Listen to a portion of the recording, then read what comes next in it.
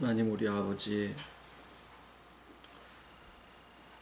영존하신 우리 아버지 안에 이미 저희를 아신 바 되시고 때를 따라 먼지로 되어 있는 이 세상에 저희들을 나게 하시고 또 살게 하시는 이 모든 것까지라도 아버지의 사랑 가운데 머물게 하시려는 큰 은혜와 축복이심을 알게 하시고 세상의 어떤 이름으로도 갈 수 없는 그 길을 저희들을 위하여 친히 이 땅에 오셔서 열어두시고 오직 예수 그리스도로 연합함으로 아버지 안에 또 주께서 우리 안에 우리가 주 안에 있을 수 있는 가장 놀라운 영생의 축복을 저희들에게 허락하여 주심을 감사를 드립니다.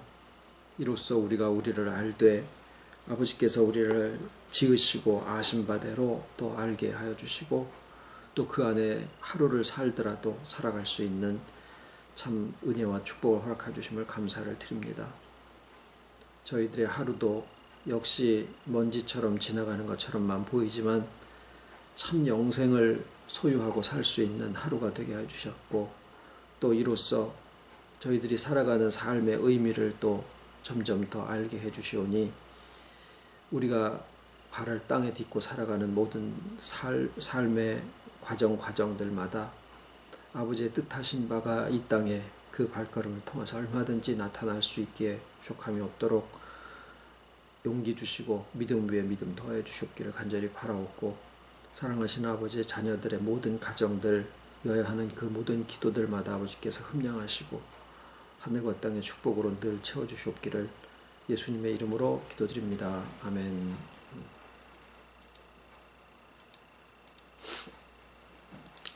오늘 하나님 말씀은 요한복음 15장 7절로 8절 그리고 16절입니다. 요한복음 15장 7절로 8절 너희가 내 안에 거하고 내 말이 너희 안에 거하면 무엇이든지 원하는 대로 구하라 그리하면 이루리라. 너희가 과실을 많이 맺으면 내 아버지께서 영광을 받으실 것이요 너희가 내 제자가 되리라. 너희가 나를 택한 것이 아니요 내가 너희를 택하여 세웠나니 이는 너희로 가서 과실을 맺게 하고 또 너희 과실이 항상 있게 하여 내 이름으로 아버지께 무엇을 구하든지 다 받게 하려 함이니라.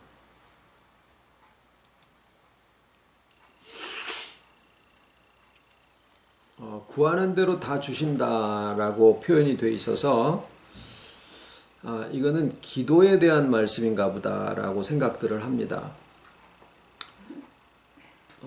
기도를 정해놓고 하면은 그냥 다 자판기 마냥 그냥 동전 집어넣고 내가 원하는 거 커피 누르면 커피 나오고 요새는 뭐 바나나도 자판기에서 판다고 그래요. 뭐 그런 식으로 이 구절을 생각하는 경우들이 많습니다. 그런데 오늘의 이 말씀은 조건이 붙어 있다라고 하는 것에 주목을 해야 됩니다. 너희가 내 안에 거하고 내 말이 너희 안에 거하면 이라는 조건을 붙여 놓으셨어요.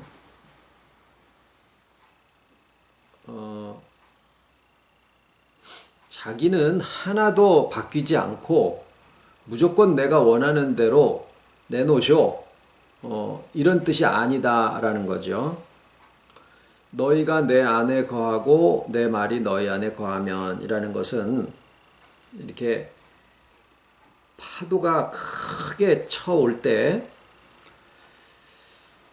파도 타기를 하는 사람이 그 파도에 오는 것을 보고 거기에 자기가 올라타는 거지 자기가 파도를 만드는 게 아니에요. 우리가 기차를 타고 여수에서 서울로 간다 그러면 기차 시간에 맞춰서 자기가 타야 되지 기차를 자기네 집으로 오게 할 수는 없는 거거든요. 하나님이 이 세상을 섭리하시는데 삼위일체로 하시고 모든 역사를 주관하시고 거기에 흐름이 있는데 그 흐름을 무시하고 무조건 하나님한테 기도하면은 그 흐름을 바꿔서 내 뜻대로 내 마음대로 내 식대로 원하는 대로 다 주시느냐 그게 아니다라는 거죠. 그래서 오늘 첫 번째로 이 오해는 무엇이든지 원하는 대로 구하라 그리하면 주시리라 라는 말씀에 무엇이든지라는 말을 한번 잘 생각을 해보세요. 물론 조건이 들어있다라는 것도 그렇지만은 무엇이든지라는 말을 쓰면 그것은 우리의 경험상 맞지 않거든요. 내가 기도해서 다 응답받느냐 안 그렇거든요. 어떤 것은 바로 응답이 될 경우도 있고 어떤 것은 또 한참 후에 되는 경우도 있고 어떤 것은 또 내 사욕대로 내 욕심대로 구하는 것은 들어주지 않는 것도 분명히 있으시다고요. 그런데 여기에 무엇이든지라고 하는 표현을 쓰신 것은 우리가 주 안에 있다라고 하는 것을 생각을 하게 하시는 거지 너가 원하는 것을 다 들어주신다라는 얘기를 하는 게 아니다라는 거예요. 그러니까 포인트가 달라져야 되는 거예요. 우리의 생각이 바뀌어져야 되는 거예요. 우리의 이 구절을 읽는 동안에 우리가 무엇을 주제로 삼느냐, 기도의 응답을 주제로 삼을 것이냐, 주 안에 있는 것을 주제로 삼는 것이냐. 답은 뭐예요? 주 안에 있는 것을 말씀을 하시는 거지 기도하는 대로 다 응답되어진다라는 얘기를 강조하시는 게 아니다라는 겁니다. 그 다음에 오늘의 말씀은 포도나무와 가지에 대한 것을 말씀을 하고 계시는 중에 이 말씀들을 하고 계세요. 그래서 주 안에 있는 것이 마치 포도나무와 가지의 관계와 같다라고 우리가 쉽게 파악할 수 있죠. 그런데 이제 문제는 거기까지는 쉬운데 그 다음에 해석을 하는 데서 문제가 생깁니다. 포도나무와 가지의 관계를 어떻게 이해하느냐라고 하는 것인데 주로 많이 사용되는 해석이 붙어 있어라 라는 거예요. 그런데 그 붙어 있어라 라고 하는 것을 어떻게 이해하느냐? 사람과 사람의 관계로 이야기를 합니다. 즉 포도나무와 가지의 관계가 붙어 있듯이 내가 누구와 붙어 있어야 마치 포도나무와 가지가 붙어 있는 것처럼 내가 붙어 있어야 과실을 맺고 내가 주 안에 있는 것이다 라고 해석을 하고 그렇게 이해를 한다라는 거죠. 그런데 그것이 가지고 있는 좀 상황에 맞지 않는 점은 뭐냐면 지금 예수님이 요한복음 15장 14장을 말씀하시는 시기가 언제냐면 십자가를 바로 앞에 두고 있는 상황이에요. 더 이상 제자들과 얼굴과 얼굴을 대해서 볼 수 없게 이제 십자가를 지시고 물론 그 다음에 부활을 얘기를 하시지만 더 이상 그들과 함께 더불어서 먹고 전도 다니시고 이렇게 사역을 하시고 하는 상황이 더 이상 없다라는 거죠. 그러니까 그 시기에 이 포도나무 비유와 주 안에 내 안에 있는 말씀을 하신 것은 그 내용이 사람과 사람이 어떻게 조직적으로 또는 인간관계 면에서 이렇게 붙어있는 관계를 맺고 있는 이러한 면을 얘기하는 게 아니다라는 겁니다. 그래서 우리가 다른 면으로 이것을 해석하지 말고 다른 면으로 즉 성경에서 이 구절에서만 너희가 내 안에 내가 너희 안에 라고 하는 말씀을 여기에서만 하신 게 아니에요. 굉장히 다양한 방식으로 예수님이 이 너희가 내 안에 거하고 내가 너희 안에 거한다. 예를 들어서 요한계시록 3장 20절에 볼지어다 내가 문 밖에 서서 두드리노니 누구든지 내 음성을 듣고 문을 열면 내가 그에게로 들어가서 그로 더불어 먹고 그는 나로 더불어 먹으리라. 이것도 먹는 것과 연관지어서 얘기를 하셔서 그렇지 결국에는 네 안에 내 안에 같이 더불어 먹고 마신다. 같은 내용을 다르게 표현하신 거라는 거죠.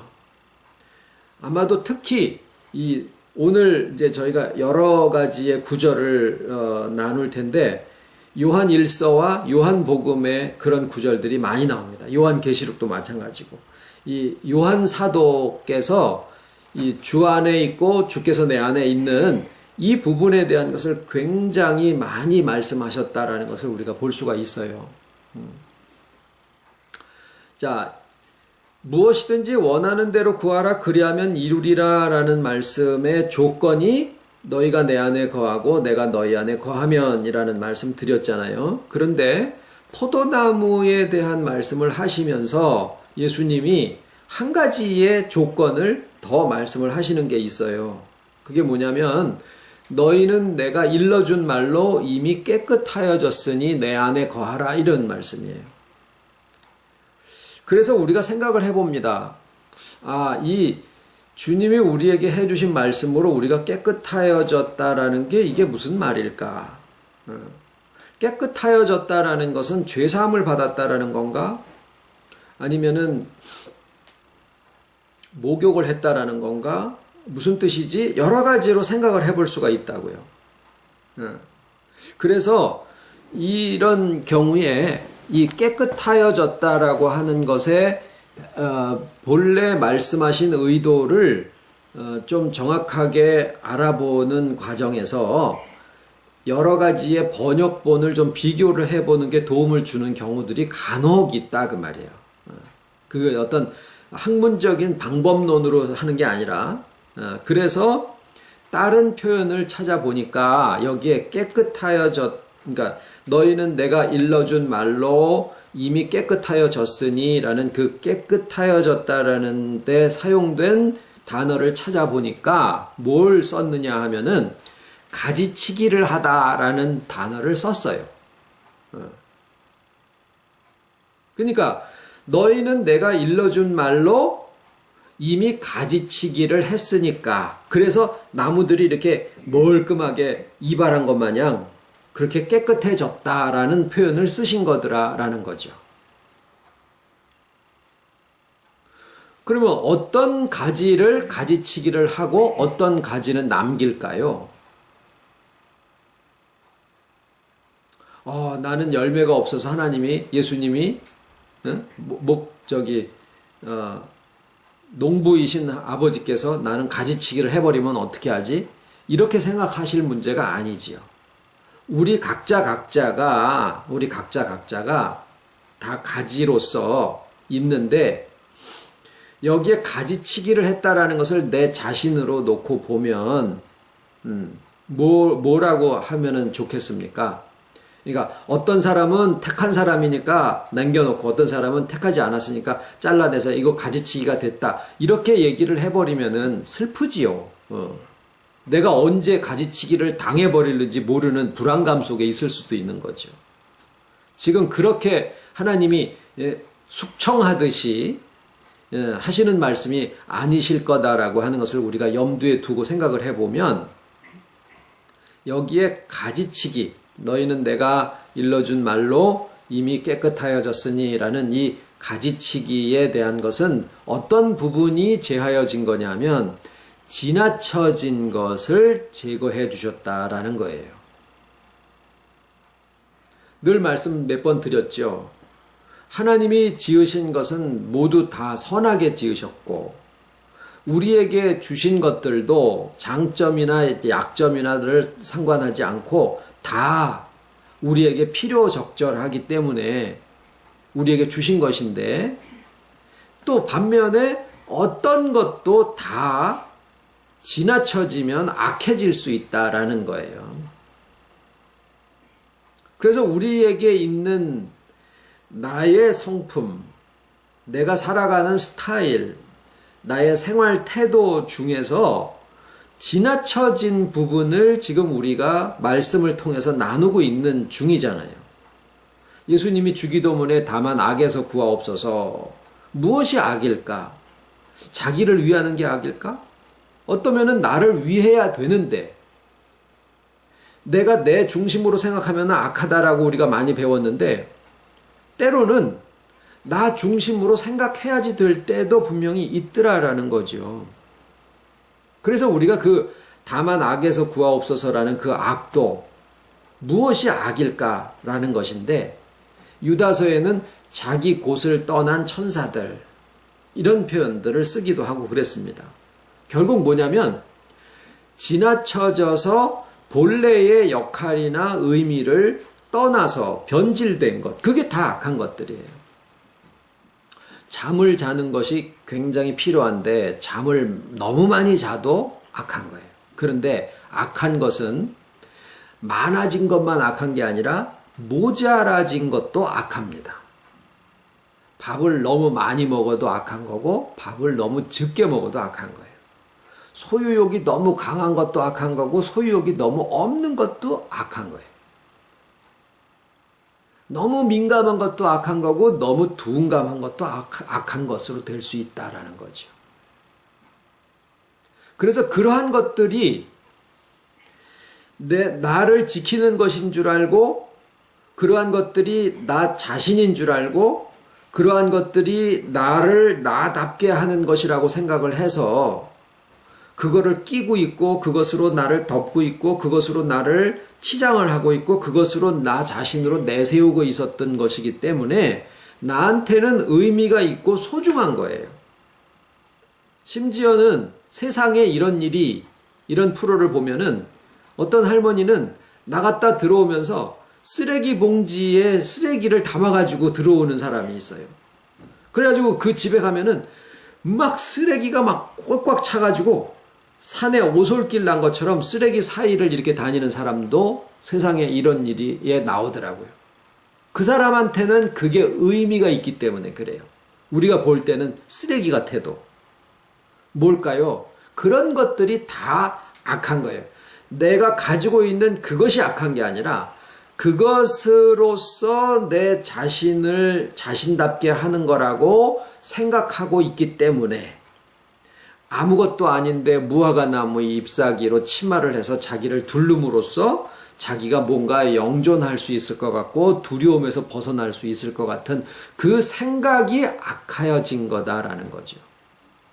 너희는 내가 일러준 말로 이미 깨끗하여졌으니 뭘 하시는 걸까요? 지금까지 예수님이 우리에게 말씀으로 뭘 하신 걸까요? 지나쳐져서 악해진 것들을 알게 해 주시는 거예요. 알면 어느 날 보니까 온 집안이 내가 가지고 온 쓰레기 덩어리야. 이거 내가 뭐 하고 있었지? 잠에서 깨어나듯이. 뭐예요? 아는 게 바뀌어진다라는 거예요. 이게 나를 지키는 게 아니구나. 이게 나 자신이 아니구나. 이걸 가지고 있음으로써 내가 위로와 위안을 받는 것이 아니구나. 내가 지금 벌거벗은 것처럼 그냥 나 자신으로 있으면은 굉장히 불안한 느낌이 있는데, 점점 그게 아니네.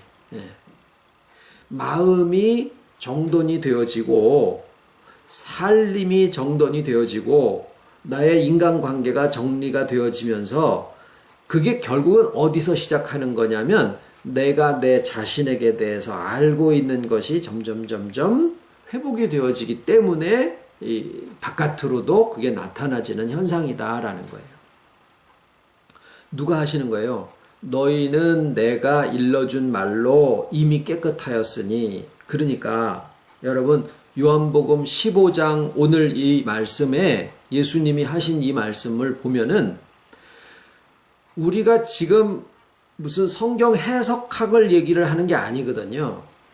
우리의 마음에 주님이 말씀으로 얘기를 해 주시는데 그 듣는 말씀을 가지고 그게 뭐예요? 주님이 하시는 거라는 거예요. 우리 안에 있는 여러 가지 지나쳐져서 악해진 것들, 본래의 의미를 떠나서 변질되어진 것들, 너무나 지나쳐지거나 너무나 축소되어지거나 이쪽이나 저쪽으로 치우쳐진 그것들이 제자리를 찾아가는 것, 그것을 포도나무 비유에서는 푸른, 다시 말하면 가지치기를 했다, 깨끗하여졌다 라고 이야기를 하신 거예요. 자, 이제 우리에게 남은 것은 뭘까요? 우리가 주 안에 거하는 게 무슨 의미일까? 어떤 사람에게 붙어 있는 거다라고 생각을 했는데, 그게 예수님이 이제 어떻게 보면 제자들을 떠나시는 입장에 이런 얘기를 하셨다라는 것을 생각을 해보면, 예수님이랑 제자들이 계속 붙어 있어서 예수님 어디 가면은 쫓아가고 1등으로 쫓아가고 무슨 일에 참여하고 이런 것을 붙어 있는 거라고 생각할 그런 얘기는 아니시구나. 어디 예배 있으면은 그냥 막 앞에 가지고 그냥 일착으로 그냥 침 튀기는 거 그냥 이것이 붙어 있는 게 아니다라는 거죠. 그럼 뭐가 붙어 있는 것이냐? 그것을 예수님이 특히 사도 요한을 통해서 이 붙어 있는, 다시 말하면 너희가 내 안에 거하고 내 말이 너희 안에 거하면이라는 이 말씀을 여러 가지로 말씀을 하셨는데 그 구절은 이제 홈페이지에 제가 올려놓겠습니다.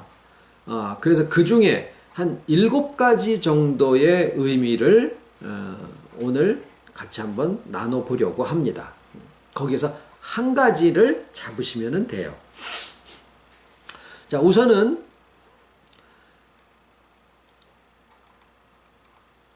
그냥 제가 성경 구절을 잠깐 말씀을 드릴게요. 요한일서 2장 24절에 거기에는 이런 말씀이 있어요. 너희는 처음부터 들은 것을 너희 안에 거하게 하라.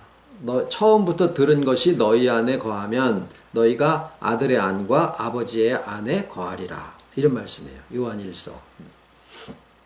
그러니까 주 안에 거하는 것은 다른 게 아니라 처음부터 우리가 들은 것을 우리 안에 거하게 하는 거구나.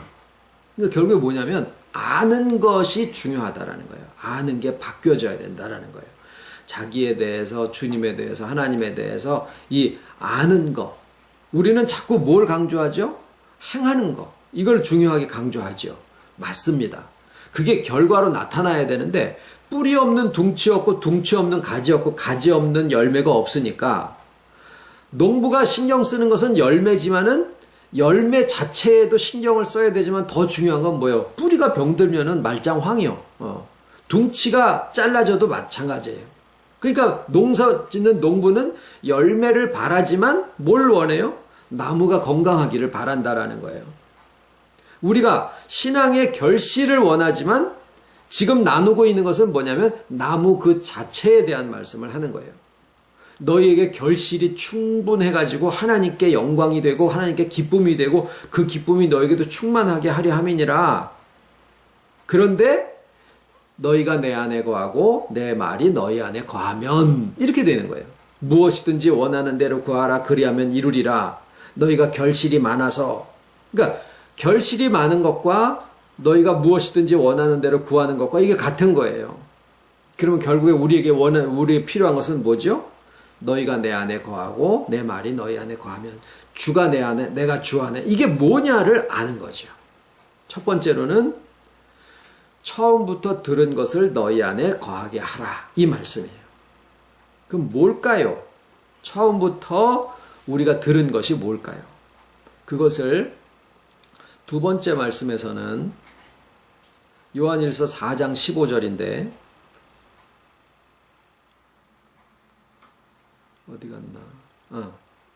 이렇게 되어 있습니다. 누구든지 예수를 하나님의 아들이라 시인하면 하나님이 저 안에 계시고 저도 하나님 안에 거하느니라. 이렇게 되어 있어요. 이거는 쉽다. 우리가 처음부터 들은 것이 뭐냐? 예수께서 하나님의 아들이심을 시인하는 거다. 이건 쉬운데? 이건 내가 아는 건데? 라고 생각하시잖아요. 자, 조금 설명이 필요합니다. 아는 것 같은데 따지고 들으면은 몰라요. 그게 맹점이에요. 그래서 아는 말씀이 나의 삶의 인격의 회복과 변화를 일으키지 못하는 능력으로 작용하지 못하는 이유가 그거예요. 우리가 지금 마치 무슨 논증을 펴나가듯이 말씀을 쭉 설명을 해서 그런 내용이구나 그렇게 이해가 되는 거잖아요. 그게 굉장히 중요해요. 어린아이들도 이해가 되면 따릅니다. 근데 무조건 시키잖아요. 그러면은 자살하겠다고 난리치기고 요새 애들은 옛날 애들 같지를 않아가지고 그래요. 그러니까 이해하는 게 중요합니다. 갈수록 말씀 옛날 권위식으로 목사가 탁 내가 하늘에서 나 보내신 자야 그래가지고 그 사람의 말이면 하나님의 말씀인 것처럼 아니 이 권위 안 됩니다. 그 사람 죽으면 그 조직 다 흩어져 버려요. 신앙이고 나발이고 없어요. 그러나 이해되어져서 가지게 된 것은 그건 어릴 때 신앙이 늙어 죽을 때까지도 다 그 신앙의 힘으로 살아가게 됩니다. 자, 예수가 하나님의 아들이다라고 하는 것을 왜 하나님이시면 하나님이시지 왜 아들이라고 썼을까? 예수님의 역할이 있다라는 거예요. 뭐냐면 예수님을 정의하시는 것이 이렇게 돼 있어요. 그러니까 성자 예수님을 정의하신 것이 만물 안에서 만물을 충만케 하시는 자 이거예요. 그게 성부, 성자, 성령 중에서 예수라고 하시는 하나님의 아들을 설명하시는 표현이 만물 안에서 만물을 충만케 하시는 자. 그러니까 예수님은 뭐냐면 창세로부터 지금까지 앞으로도 만물 안에 계시다라는 거예요. 만물 안에 계시다. 성부 하나님은 만물 위에서 만물을 주관하시는 분이고 성령님은 흐름이에요. 흐름. 자, 그러면 만물 안에서라고 했을 때 우리도 그 안에 포함이 되는 거죠. 그래서 여기에 이제 하나의 깨달음이 있어야 되는 것은 뭐냐면 이해와 더불어서 깨달음이 있어야 되는 것이 뭐냐면 예수께서 지옥에 들어가셨다. 사도신경 말씀은 잠깐 드리면서 말씀 설명드렸죠. 예수께서 하나님에게서부터 떨어져 나와서 죽은 영들을 만나시는데 그래야 거기 있는데 가서 그들을 데리고 나오실 수가 있잖아요. 살리실 수가 있잖아요. 그런데 하나님에게서 떨어져서 죽은 거기가 어디냐? 지옥이에요. 그래서 우리는 여전히 예수님이 죽은 영들을 만나시기 위해서 영으로서 지옥에를 가셨구나. 거기까지 됐는데 이제 오늘 하나 더 깨달으실 것은 뭐냐면 그 지옥이 어디냐? 그 지옥이 어디냐? 우리의 이 인격의 가장 깊은 곳. 거기가 영의 자리인데 그 영이 죽어 있었던 거잖아요. 그러니까 예수님이 2000년 전에 십자가에 돌아가시고 그 다음에 부활하시기까지 금요일날 저녁에 돌아가시고 그 다음에 주일날 새벽에 부활하시기까지 2박 3일 동안이라고 현실에서는 그런데 돌아가시고 육을 벗으신 다음에는 뭐냐면은 영으로서 계시는 거니까 거기는 시간이 없어요. 그런데 그 시간이 없는 거기에서 죽은 영들을 만나셨다라고 하면 지금 우리의 영이 인간의 영이 죽어있는 거기는 그 영은 어디에서 죽어있느냐면은 영원 속에서 죽어있으니까 예수님이 가셨던 그때의 지옥이 바로 어딘가 하니까 영원 속에서는 지금 죽어있는 사람들의 인격 내면 가장 깊은 곳 거기가 지옥이에요. 지옥에 대해서 언제 좀 자세히 설명을 드리겠습니다만은 여러분 구약 성경 전체를 놓고 볼 때 지옥이라는 단어가 단 한 번도 없어요. 구약에는 지옥이라는 개념이 없었다라는 거예요. 근데 오늘날은 우리가 다 어떻게 생각합니까? 지옥에 간다 이렇게 생각하잖아요. 생각해 볼 문제다라는 거예요. 일단 던져놓고요. 그런데 영이 죽어있는 곳, 지금 이제 누군지 몰라도 하나님을 안 믿는 사람이 그 속에 영이 죽어 있어요. 그러면 그 곳이 어디냐? 지옥이라는 거예요. 근데 그 지옥, 음부의 권세가 거기에 주님이 가심과 그 다음에 부활하셨을 때 그 부활이 2000년 전에 부활이시지만 역사적으로 한 번 있으신 거고 오늘날 주님의 부활의 능력은 우리의 뭐예요? 영의 소생은 영원 속에서 되어지는 거고 영혼의 구원이 지금 우리가 관심이 있는 부분이에요. 영혼의 구원이 바로 부활하신 주님과 인격의 연합이 되어지는 것이에요. 그래서 예수께서 하나님의 아들이심을 시인한다라고 하는 것은 예수님이 지옥에 가신 그곳이 바로 우리 안이구나.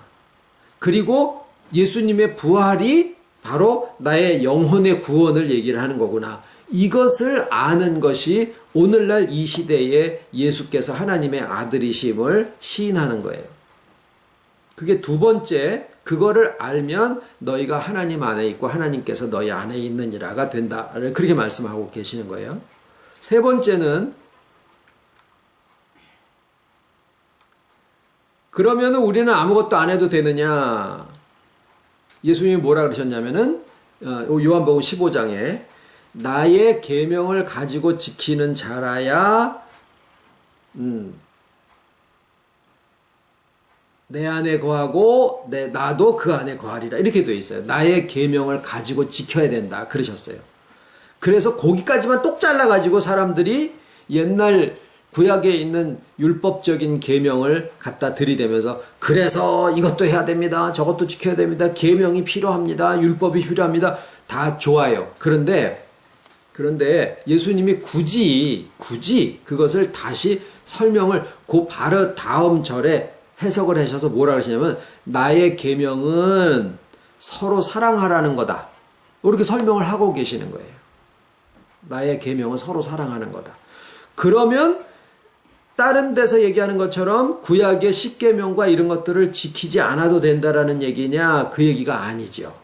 거기에서도 하나의 설명이 필요한 것은 구약의 10계명을 둘로 딱 줄이면은 하나님을 내 몸같이 사랑하고 하나님을 마음을 다하고 힘을 다하고 목숨을 다하고 뜻을 다하여 주 너의 하나님을 사랑하고 그 다음에 내 이웃을 내 몸같이 사랑하라. 10계명이 결국은 사랑이다라는 거죠. 그래서 그 계명과 예수님의 새 계명이 다르지 않다라는 거예요. 그러니까 우리가 주 안에 거하는 것이 무슨 의미냐? 그의 계명을 지키는 것인데 서로 사랑하라는 것이다. 자, 여기에서 이제 오늘 드리려고 하는 말씀의 포인트가 뭐냐면 우리가 주 안에 거하고 주께서 우리 안에 거하는 게 우리의 신앙의 전부 다인데 실상은요. 열매도 거기 있고 뿌리도 거기 있고 가지도 나무 잎사귀도 다 거기에 있는데 그 의미가 무엇이냐? 우리가 아는 줄 알았더니 아니더라라는 거죠. 그래서 예수님이 말씀하신 7개의 구절을 쭉 살펴보는 중에 우리가 주 안에 거하는 것이 내가 회복이 되고 나의 인격이 충만해지고 내가 내 자신으로서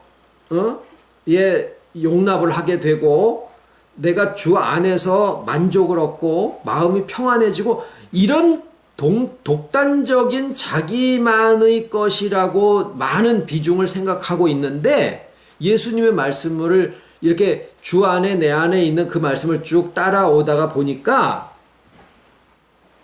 여기에 뭐가 들어가느냐면 타인에 대한 부분이 거기에 꼭 들어가 있더라라는 거예요. 타인에 대한 부분이. 그래서 그것을 예수님이 또 다른 곳에서는 뭐라고 설명을 하시냐면 서로 사랑하라라고 하는 것을 서로 발을 씻겨줘라. 요한복음에는 성찬식이 안 나와요. 마태, 마가, 누가, 고린도전서 이런 데는 나오는데 요한복음에는 그 교회에서 세례와 성찬을 그렇게 중요하게 여기는데 요한복음에는 성찬식이 안 나오고 대신에 발을 씻겨주는 그 장면을 요한복음에만 기록을 한 거예요. 요한복음에만 그것을 기록을 해놓은 거예요. 왜냐 하고 생각을 해보니까 예수님 당시 때부터 사람들이 이 예수님이 이제 마지막 만찬에 떡을 떼어주면서 이건 내 살이다. 잔을 돌리시면서 이것은 내 피다. 그러니까 그 의미는 모르고 사람들이 그 떡을 떼고 피를 마시는 그 예식만 지켜간 거예요. 심지어는 어떤 사람들은 그걸 너무 많이 마셔가지고 성찬식 끝나고는 막 취해가지고 막 난동을 피우고 막 이러는 일도 성경에 기록이 돼 있어요. 그러니까 그것에 대한 설명을 사람들이 오해를 해가지고 또 하나의 어떤 예식, 의식, 법 이런 것들을 만들어가지고 그거를 지키는 것이 예수님이 우리한테 하라고 하신 거다라고 오해를 해버리니까 사도 요한은 한 몇십 년 후에 성경을 기록을 하면서 이 성찬식이 예수님이 굉장히 중요하게 우리에게 주신 것은 사실이지만 사람들이 오해를 하니까 이거를 빼자. 그리고 대신에 그 의미로 똑같은 날 예수님의 마지막 만찬을 하시던 그날 그 성찬식을 빼고 그 자리에서 하신 이 세족, 발을 씻겨주는 거 그것에 대한 기록을 거기다가 집어넣은 거예요. 사도 요한이.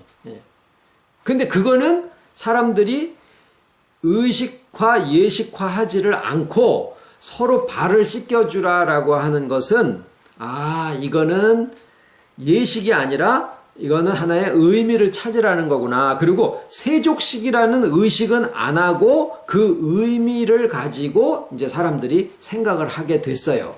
사도 요한의 의도대로 된 거죠.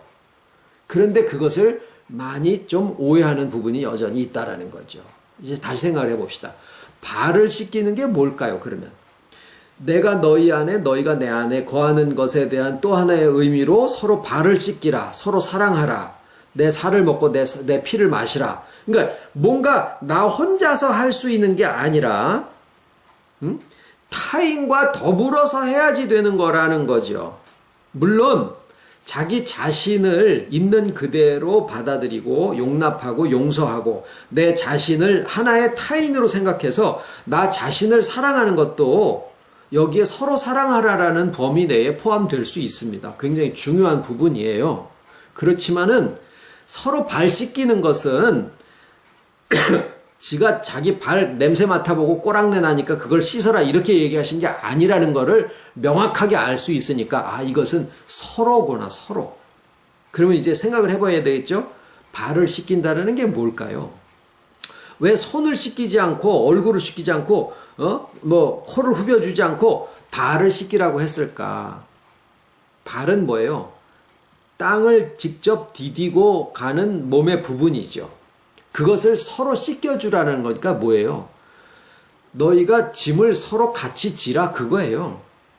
서로 살아가는 부분을 같이 공유하고 오리를 가자 그러면 십리를 가고 겉옷을 달라 그러면 속옷까지 주고 그게 결국에는 뭐냐면 살아가는 삶에서의 이 공동 이 생활. 그렇다고 지난번에 말씀드린 것처럼 우리의 삶의 경계와 영역에 대한 존중은 반드시 필요합니다. 반드시 필요해요. 교회 안에서도 마찬가지예요. 네 거 내 거 없이 막 통용하고 이거 아니에요. 내 살림, 내 가정, 또 부부지간에서도 어떤 개인의 프라이버시, 존중하는 다 필요합니다. 그러나 내가 그 사람을 짊어지고 대신 네가 네 발로 걸어가 줘라 이런 건 아니죠. 그 사람이 져야 될 짐은 그 사람이 져야 되는 거고 내가 져야 될 짐은 내가 져야 되지만 삶의 가장 피곤하고 발에 먼지가 묻는 그 발 부분에 대한 것을 같이 짊어지고 같이 씻어줘라 라고 얘기를 하신 거예요. 생활에 대한 부분이다라는 거죠.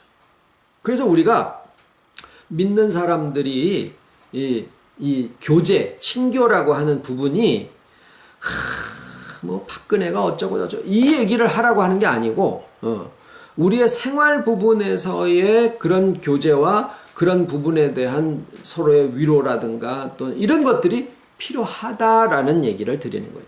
그러나 경계는 분명히 있어야 되는 거죠. 그 다음에 그럼으로써 주의 기름 부음이 너희에게 있으므로 아무도 너희를 가르칠 필요가 없고 오직 그의 기름 부으심이 모든 것을 너에게 밝게 알려주신다. 자, 거기에 뭐가 있느냐 하면은 성령이 거기에 함께 하시는 거예요. 기름 부음이라고 하는 것은 생명수라고 표현이 되기도 하고 성령이라고 표현이 되기도 하는데, 다 가지고 있는 하나의 생각이 뭐냐면 성령을 받는다라고 생각을 하니까, 내가 기도를 했더니 뭐가 이렇게 위에서부터 뭐가 슉 이렇게 들어오는 장면을 연상을 해요. 성령에 대해서는. 그런데 성령이나 기름 부음도 이렇게 뭐 위에서 뭐가 슉 떨어진다든가 뭐 이런 거로 생각을 하지요. 그런데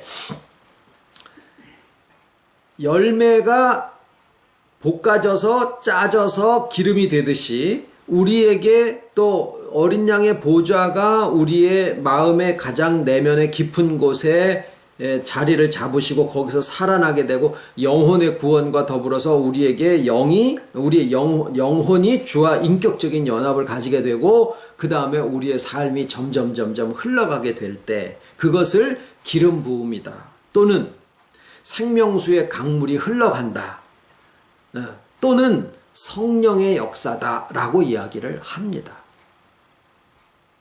그리고 그 모든 것의 삼위일체는 항상 함께 역사를 하시기 때문에 성부 하나님께서는 나를 둘러싸고 있는 모든 삶의 환경과 조건들을 움직이셔요.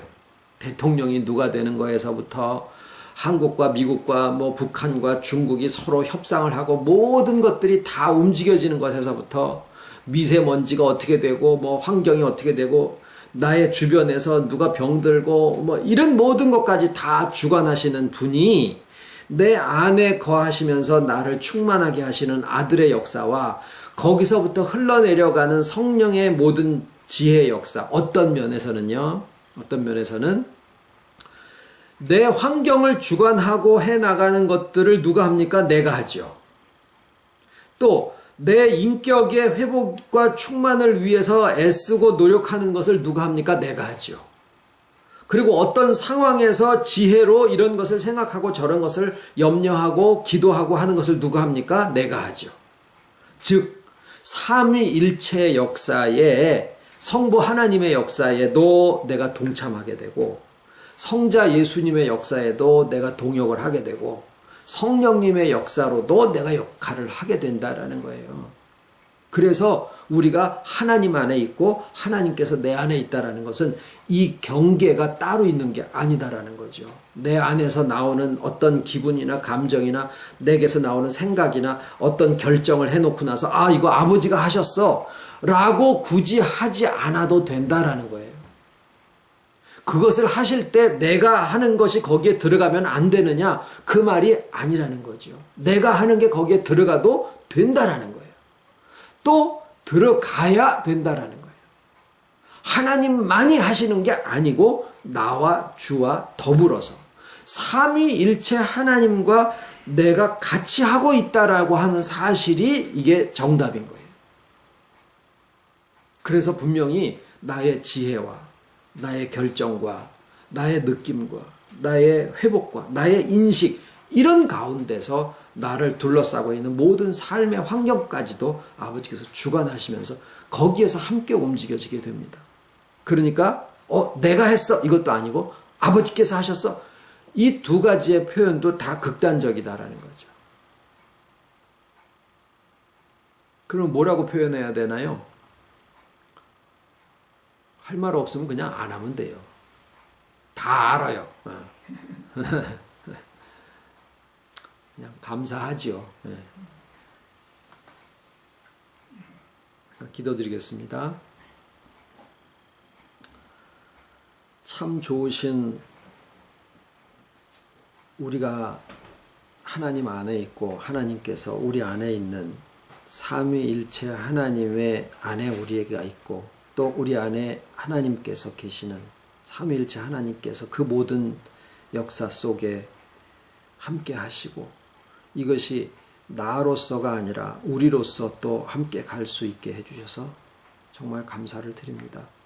모든 지식에 뛰어나신 아버지께서 처음부터 끝까지 안과 밖에 이 모든 것들을 저희들에게 너무나 쉽게 밝히 풀어 알려주시고, 그 말씀으로 지나친 것을 제하고 또 무리한 것을 위로하셔서 진정하게 하시고 또 주눅 들어서 어눌해진 것들을 또 길을 살려 일어나게 하여 주시고 모든 것들이 아버지 보시기에 참 좋은 사람들이 보기에도 참 좋은 본래와 같이 회복되게 해주시고 이제 나 혼자만 쳐다보고 살 수 있는 살지 아니하고 서로가 서로의 발을 씻기고 서로가 사랑하고 이로써 주의 계명을 지키면서 살아갈 수 있는 온전한 지혜 가운데 회복하게 해주시오니 아버지 감사를 드리고 어쩌든지 우리의 모든 생각과 느낌과 아는 것이 주님이 아시는 것, 하나님이 아시는 것과 같은